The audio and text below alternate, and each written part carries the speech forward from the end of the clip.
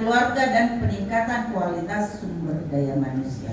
Jadi kalau kita sudah tahu, oh potensi saya di desa karena hasil laporan, hasil pemantauan kita, karena ada form itu yang untuk melihat keluar, ada keluar saya UMKM, tetapi mati karena tidak ada pasaran. Kan biasa begitu, tidak ada modal. Nah inilah menjadi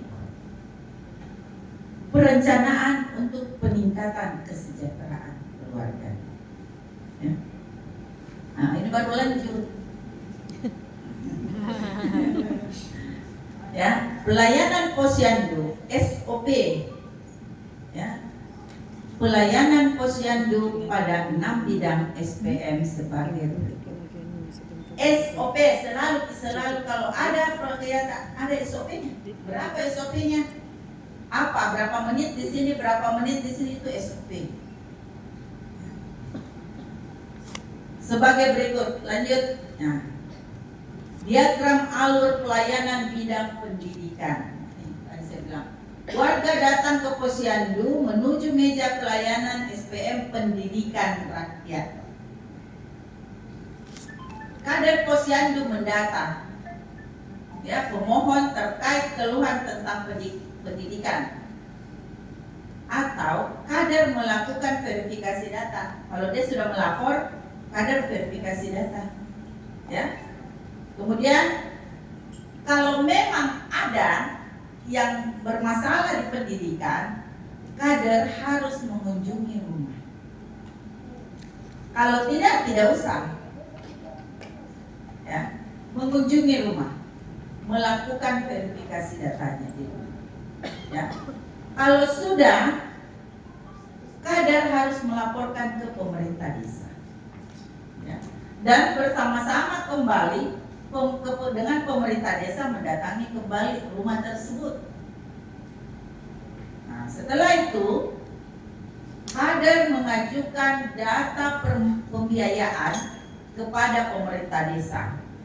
Misalnya, kader harus membuat proposal bahwa di dusun ini banyak anak tidak sekolah. Buatkan perencanaan, buatkan dia kejar paket dengan perencanaan tutor, ATK dan sebagainya. Ya. Kemudian pemerintah desa menindaklanjuti permohonan yang memenuhi syarat, baik pembiayaan untuk pendidikan PAUD, pendidikan dasar, atau penyetaraan kepada OPD. Jadi kalau daruratnya desa membuat proposal berdasarkan hasil laporan dari masyarakat untuk ke tingkat atasnya. Ya, jangan karena dari uangnya Pak Desa, ya simpan deh, biar Kak juga ini tidak ada juga. Tidak, pasti ada solusi. Kalau di desa itu 5 posyandu yang membuat laporan dengan keadaan, pasti akan ditindaklanjuti oleh pemerintah atasnya. Ya. Kemudian OPD menindaklanjuti permohonan dari pemerintah desa. Itu, ya. Itu untuk bidang pendidikan. Lanjut. Layanan bidang kesehatan. Nah, ini posyandu kesehatan, ya. Layanan pada hari buka posyandu adalah layanan kesehatan dilakukan kepada seluruh sasaran berupa ibu hamil, melahirkan, ibu menyusui bayi baru lahir, balita dan lansia. Layanan tersebut meliputi 5 meja. Ini posyandu dulu, ya. Layanan sekarang kita ke posyandu era baru. Layanan buka pada hari buka posyandu, warga datang untuk menerima layanan sesuai 5 langkah. Kemudian kader posyandu melakukan rekapitulasi. Kader melakukan kunjungan rumah bersama. Kalau dia rekapitulasi maksudnya di sini, kenapa kader melakukan kunjungan rumah? Karena ada saja sasaran di posyandu kita yang tidak datang pada hari buka. Tugasnya tugasnya kader, bukan tugasnya dinas kesehatan atau bidan. Ya, mohon maaf, kita di Goa bidan yang menangani posyandu. Padahal posyandu itu miliknya masyarakat, bukan miliknya kesehatan. Ya. Kalau dia tidak datang pada saat hari buka posyandu, tolong ke rumahnya, tanyakan apa sebabnya dia tidak datang. Apakah karena anaknya demam, atau dia lagi keluar kota, sehingga anaknya tidak sempat datang pada posyandu. Apalagi pada saat dia harus imunisasi, lantas dia tidak, ya bersamalah petugas kesehatan melihat, oh rumahnya si A tidak datang, padahal ada anaknya yang harus diimunisasi. Ya. Kemudian layanan pada hari setelah hari buka posyandu. Layanan ini dapat dilaksanakan melalui kunjungan samajid. Saya dulu, cerita dulu ya, saya kader posyandu. 3 hari sebelum hari H, pengalaman saya ya, sebelum hari H buka posyandu, saya sudah datangi semua sasaran saya. Hari Rabu nanti itu kita posyandu datang ke, saya datangi semua. Pada saat sudah posyandu, dihitung SKDN-nya kan, berapa yang hadir ya, berapa yang naik dan semuanya. Saya kalau ada sasaran tidak datang, saya datangi rumahnya. H+1, maksudnya setelah hari buka posyandu besoknya. Saya tanya, tapi saya tidak pagi karena kita pegawai jadi sore-sore. Kenapa dia tidak datang kemarin? Gue lupa ini. Nah ide batin itu diumumkan di masjid. Saya tanya, apa sebenarnya kendala? Pasti bukan lupa. Ada biasa cerita-cerita karena tidak diizinkan sama keluarganya lah, karena nanti sakit anaknya kalau sudah imunisasi. Nah, kita sebagai kader harus bisa menjelaskan kepada masyarakat, menjelaskan kepada keluarga balita. Itulah gunanya BKB. BKB bukan hanya gerakan kasar, gerakan halus. Ya. BKB bina keluarga balita. Kita tanpa mengajar gerakan kasar, gerakan halus, si bayi akan bekerja, akan melakukan hal itu, akan melakukan gerakan kasar, biar kita tidak ajar. Yang perlu kita tangani, yang perlu kita ajar kepada ibu bayi dan balita adalah bagaimana supaya si anak ini tumbuh dan berkembang sesuai dengan umurnya. Jadi jangan masukkan di otak bahwa BKB itu gerakan kasar, dende-dende, gerakan halus, gunting-gunting. Ya. Saya mau BKB tahu bahwa anak harus, orang tuanya harus tahu dan harus mengajarkan anaknya, keluarga balita, bahwa bagian tubuh mana yang bisa disentuh oleh orang lain dan bagian tubuh mana yang tidak bisa disentuh oleh orang lain. BKB tidak ada ini. Ada kader BKB sini tuh Kiki ketawa-ketawa. Tidak ada. Seharusnya itu yang diajarkan. Sekarang era modern, zaman digital, zaman now. Ya. Melihat melalui HP dia pasti akan mencoba. Kalau tidak ada pertahanan kita, orang tua yang mulai dari kecil mengajarkan bahwa ini jangan disentuh oleh orang lain bagian ini, yang bisa hanya ini dan ini. Yang di dalam baju itu tidak boleh ada orang pegang. Kalau ada orang pegang, berteriak. Itu yang harus. Maraknya kekerasan seksual dan pelecehan seksual sekarang.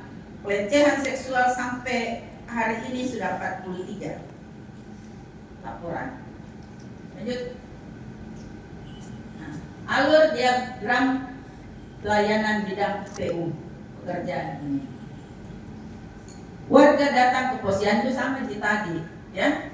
Jadi sekarang ada PU, pekerjaan umum. Inilah yang menangani air bersih, kemudian MCK, ya, irigasi, jalan, ini PU. Nah, kan banyak warga selalu rumah airku keruh, airku busuk, berbau. Inilah tugasnya kader di bidang PU untuk melaporkan hal-hal tersebut kepada pemerintah. Lanjut, begini-begini terus kayaknya. Alur pelayanan bidang perumahan rakyat sama juga, ya. Ya, kader mengajukan data permohonan renovasi. Nah, seperti tadi saya bilang, kita kader harus tahu apakah rumah warga kita ada yang perlu direnovasi karena dia masuk di dalam miskin ekstrim, ataukah ada warga kita mau perumahan tapi tidak tahu jalannya bagaimana. Nah, ini semua, ya, inilah kita kader. Jadi sekarang kader posyandu, saya ingatkan bukan hanya tugasnya di 5 meja, tidak ada itu, ya. Jadi satu kali buka posyandu harus 10 kader yang ada di sini. 5 untuk kader kesehatan dan 5 untuk SPM yang baru. Ya. Lanjut, sama kayaknya semua. Ambil pakai materi itu ada di situ 2 liter. Ya, tata cara pengangkatan. Stop Walid. Siapa desanya yang belum ada SK Posyandu era barunya? Siapa? Harus ada, dan paling lambat hari Sabtu sudah masuk semua ke PMD. Hari Senin rapat koordinasi dengan Menteri Dalam Negeri. Kenapa? Karena banyak kader yang mengeluh. Ya, kader banyak mengeluh. SK tim pembina posyandu. Jadi harus ada ya SK. Tolong tanya kepala desanya kalau pulang. Kalau belum ada, segera buat hari Sabtu paling terakhir. Ya, balik. Karena apa? Karena mau dibawa ke rapat koordinasi pada hari Senin tanggal 22. Siapa tahu, kita tidak tahu ke depannya dengan adanya SK Pak Menteri bilang, oh serius ini orang di desa. Perintahkan Menteri Desa tambah anggarannya untuk posyandu. Kan lumayan untuk kader. Makanya kalau disuruh bikin SK, suruh kumpul, jangan malas-malas. Nah pasti ada ujungnya itu. Karena Walid. Lanjut. Tim pembina posyandu. Tim pembina posyandu yang selanjutnya disingkat TP Posyandu adalah mitra kerja pemerintah. Pemerintah daerah, pemerintah desa, dan organisasi lembaga kemasyarakatan lainnya yang berfungsi sebagai fasilitator, perencana, pelaksana, dan pembina pada masing-masing jenjang yang terlaksana program kegiatan posyandu. Tugas tim pembina adalah pembinaan kepada pengurus.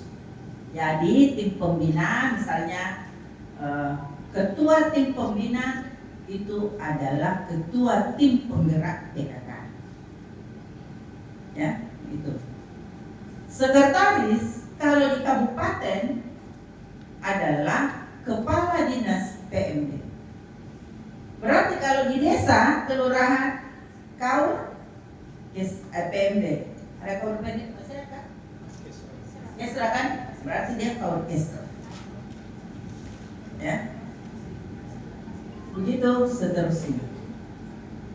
Kemudian pendampingan kepada pengurus dalam pelaksanaan kegiatan posyandu. Jadi tim pembina bukan hanya dalam SK, tetapi tim pembina harus turun melihat kader-kader yang bekerja di posyandu. Adakah kendalanya? Kader, jangan kita kira masyarakat yang ada kendalanya, kader tidak. Sebenarnya kader yang paling banyak kendalanya. Ya? Contoh, kasih contoh ya. Kader Dasawisma. Ya. Kader Dasawisma adalah kader tersibuk dan ya, kader Dasawisma adalah kader tersibuk, tetapi tidak mempunyai insentif. Ya, kader posyandu sebulan sekali. Ya, karena apa? Karena dia lengkap datanya. Dasawisma disuruh bentuk Dasawisma dibentuk saja, tapi tidak ada orangnya. Data umum tim penggerak PKK, jumlah Dasawisma, sampai ribuan. Pas saya datang, mana kader Dasawisma?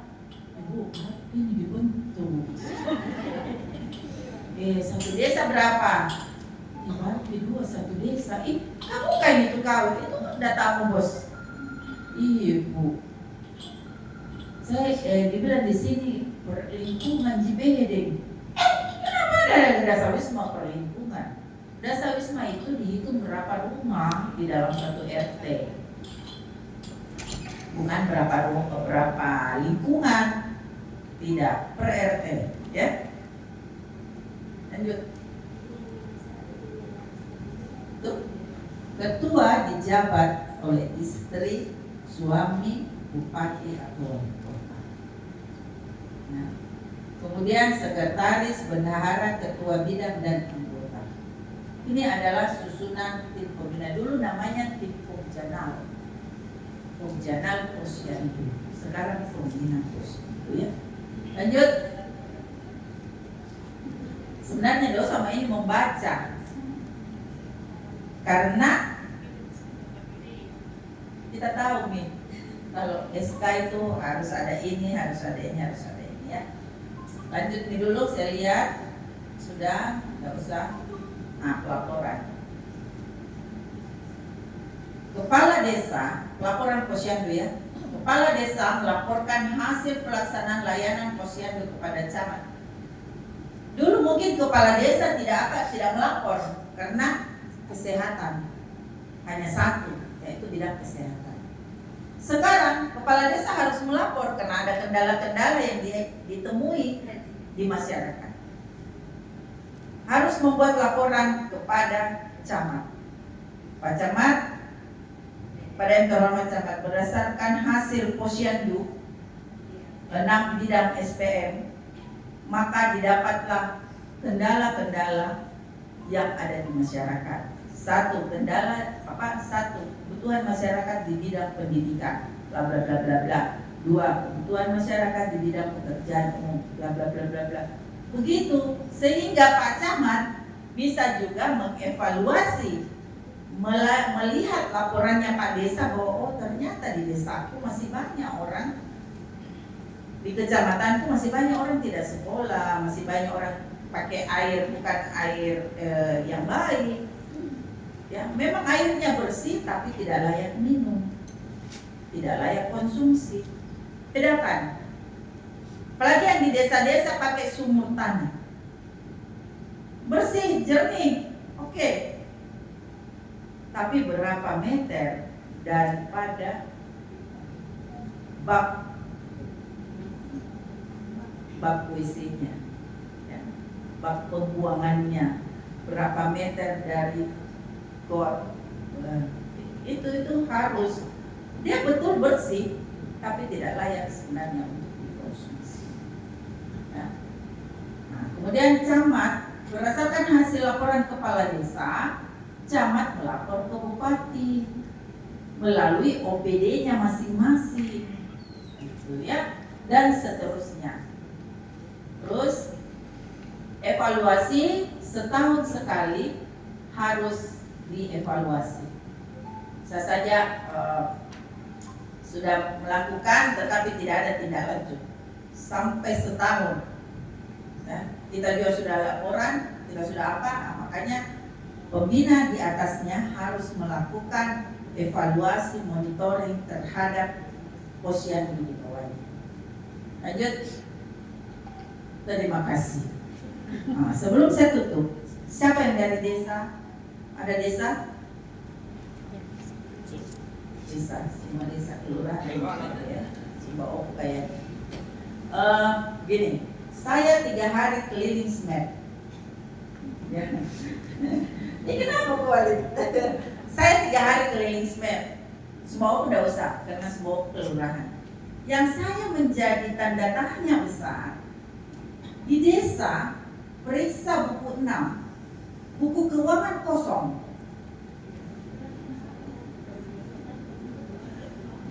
Ya? Apa kendalanya? Saya mau tanya. Apa kendalanya sehingga buku keuangan di desa PKK kosong? Bicara. Jangan kelihatan. Ada.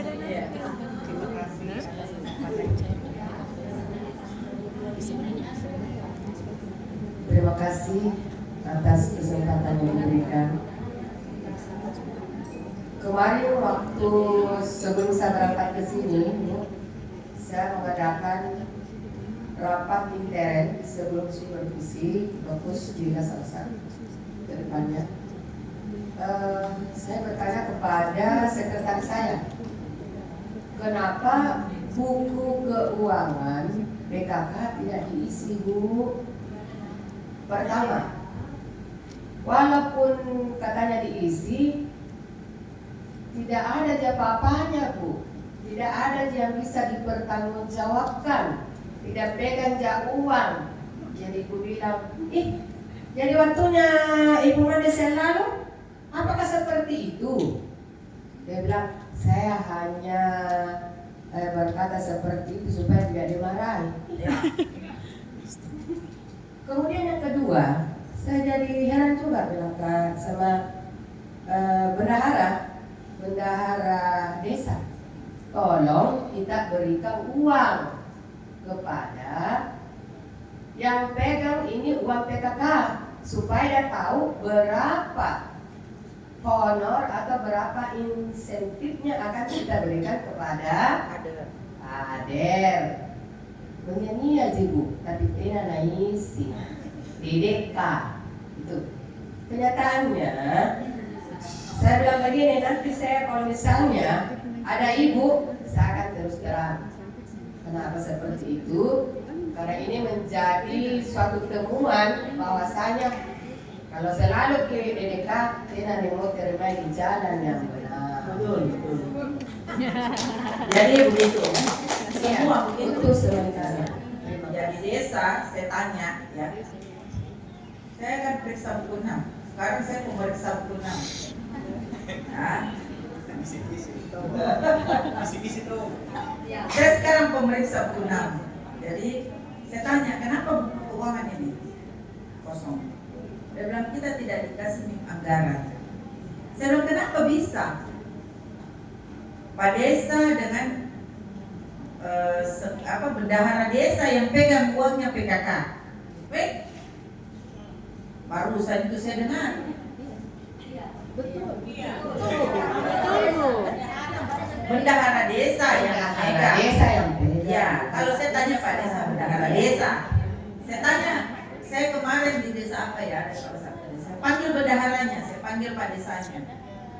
Kenapa tidak ada dana PKK seperti yang lalu yang diberikan untuk pembinaan ibu dan anak? Apa dia bilang? Jika tidak pernah itu ibu desa mengusulkan. Saya kira dari tahun 2 itu Bu Desa tidak pernah mengusulkan.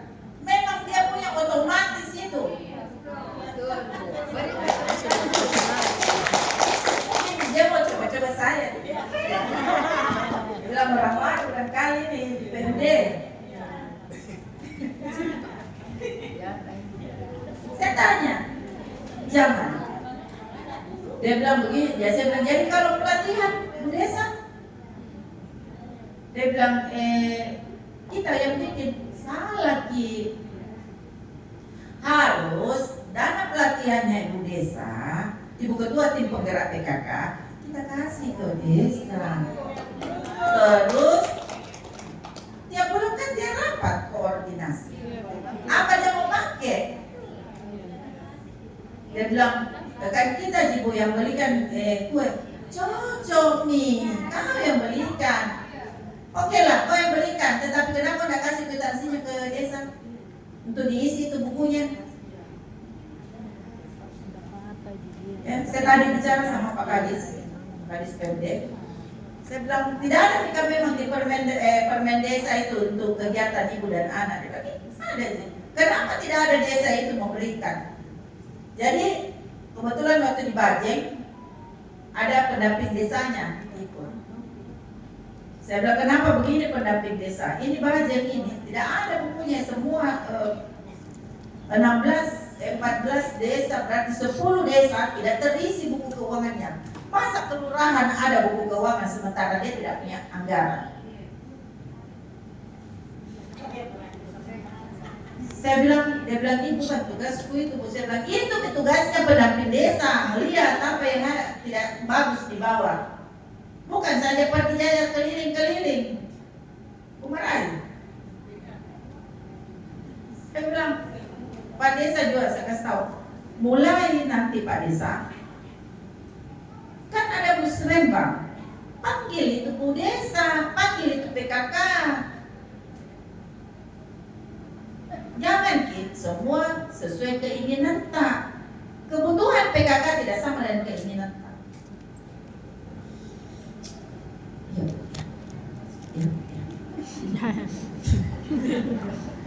Ya. Jadi maksud saya begini, oke lah kau yang mau pegang uangnya, tapi kasih tau ini PKK bilang ada itu nanti anggaran pelatihan tak sekian, nanti saya kasihkan ke apa yang harus kita catat di buku keuangan tak. Karena kalau diperiksa buku keuangan buku 3 tidak ada isinya, bagaimana caranya? Ya, sudah saya sampaikan juga ini ke Pak Wakil Bupati. Mau dipanggil semua itu bendahara desa. Saya sudah sampaikan. Kalau saya itu terus terang tidak pernah simpan di hati. Kalau tidak sesuai dengan aturan ya memang kok. Ya. Saya heran, kita dulu kan 5 tahun yang lalu semua desa kalau kita turun supervisi lengkap. Walaupun itu sebenarnya bendahara desa yang belanja, tetapi harus lengkap. Oke lah, saya tanya kasih tahu. Kopikan itu pertanggungjawabanmu. Kasih ke PKK untuk diisi itu bukunya. Jangan diisi saja di buku desa. Ya, kasih tahu itu Pak Desa atas semua. Kalau ibu ini tentu PRT dia, tapi bendahara desanya kasih tahu Ki. Iya, Ibu Kiki juga kasih tahu bendahara desa tak. Pokoknya itu memang di permen desa itu jelas pembinaan ibu dan anak ada posyandu, PKK dan sebagainya jelas. Dia mau menaik, ya. Untuk saking ini Pak Kadisnya, buat tidak. Saya juga capek-capek kasih. Ya lo kesini. Sebentar boleh nih lagi. Ya kenapa Ki? Ya.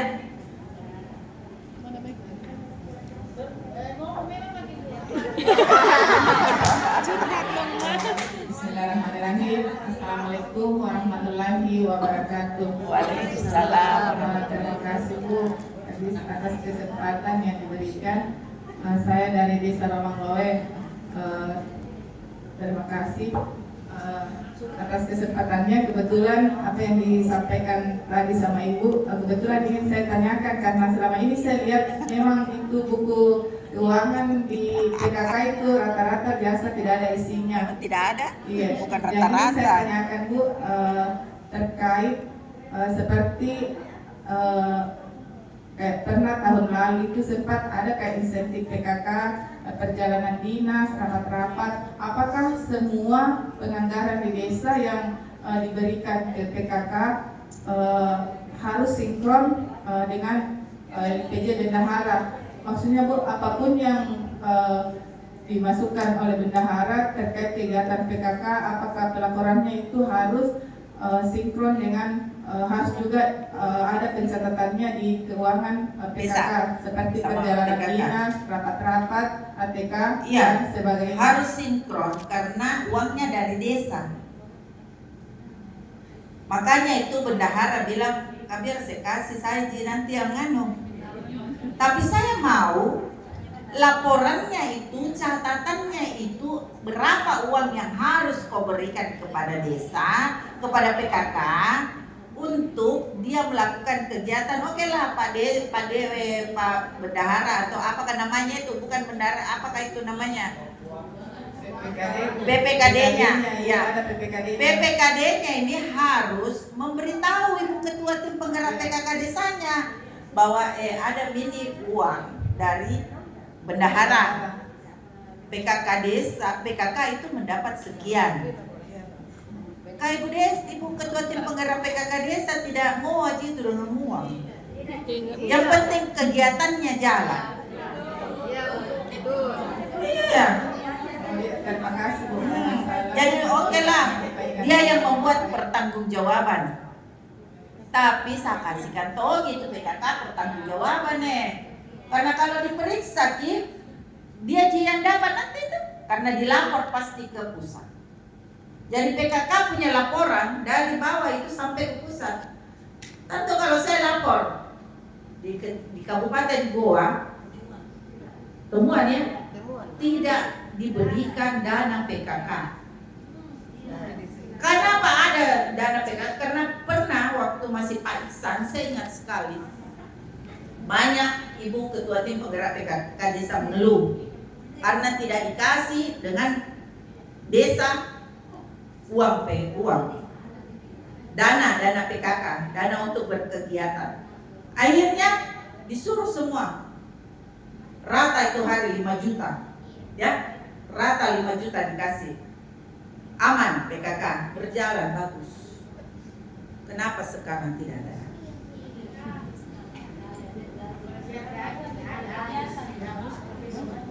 Kenapa Ki? Aku tahu ini desa PKK BPKD. Pakat aku tahu. Siap, terima kasih Bu. Mohon izin. Ya, ini pengalaman dari kami Desa Pakato. Terima kasih atas kesempatan. Iya, kebetulan Bu, saya menjawab sebagai sekretaris TP Posyandu Pakato. Iya. Yang seperti kami Ibu tadi, sepertinya tidak seperti kami di Pakato. Karena di Pakato itu Bu, laporan keuangannya kami mengarah ke laporan keuangan. Ya harus. Iya, itu semua yang kami salin di laporan keuangan Memang kami. harus. Iya, alhamdulillah. Iya, tapi karena kita dikasih kan, dikasih. Iya Bu, dikasih. saya juga minta memang. Iya. Ini biar minta tidak dikasih. Dia bilang tidak usah, desa saja, karena uang desa ini. Bisa kan? Iya, padahal semua itu Posyandu semua kan uangnya ke PKK sebenarnya Iya. harus kita catat di PKK. PKK. Iya betul. Nah itu jadi mengamuk sebentar. Kalau kan iya. Selain itu mungkin saya ada pertanyaan sedikit, boleh Bu? Iya. Iya. Ini kan terkait kita sudah di-SK-kan dengan Posyandu Era Baru. Terus kemudian setahu saya kalau ada SK itu kan ada pengukuhan biasanya Bu. Iya. Ya. Ini kami belum dikukuhkan. Kapan kami masa kerjanya, bisa kerjanya apakah setelah pengukuhan atau mulai dari sekarang sebelum pengukuhan itu. Kemudian mohon izin mungkin Bu, karena di Posyandu Era Baru itu ada 5 SPM yang lain selain kesehatan. Mohon izin mungkin Bu, ini mungkin tugas kita mungkin tidak berat tapi berat sedikit lah. Bagaimana dengan pembinaan mungkin lebih proaktif mungkin kalau bukan dari kecamatan dari kabupaten juga untuk membina yang Iya. SPM ini Bu, karena rata-rata orang baru ini SPM. Jadi iya. terus terang juga mulai dari provinsi itu belum ada turun pembinaan untuk Posyandu era barunya. Baru selalu penyamaan persepsi, saya pusing. Saya bosan dengan penyamaan persepsi.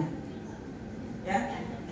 Jadi kalau pengukuhan tapi belum pengukuhan tapi sudah ada SK, silakan jalan. Pengukuhan kan itu secara seremoni saja. Yang penting ada SK. Kenapa tidak dikukuhkan? Karena semua belum ada SK-nya, kita mau pengukuhan sekalian. Ya. Kubela Wali. Ya, jadi insya Allah Wali hari Senin itu ke Jakarta untuk rapat koordinasi tentang Posyandu era baru. Berdoa supaya ada tambahan anggaran di ADD untuk Posyandu era baru. Ya, kan selama ini Posyandu biasa aja yang ada anggarannya. Ini Posyandu era baru sudah 10 kader. Ya, 10 kader. Jadi kader yang 5 itu saya harapkan dari Dasawisma. Ya, dari Dasawisma. Jangan mungkin lagi ambil kader baru.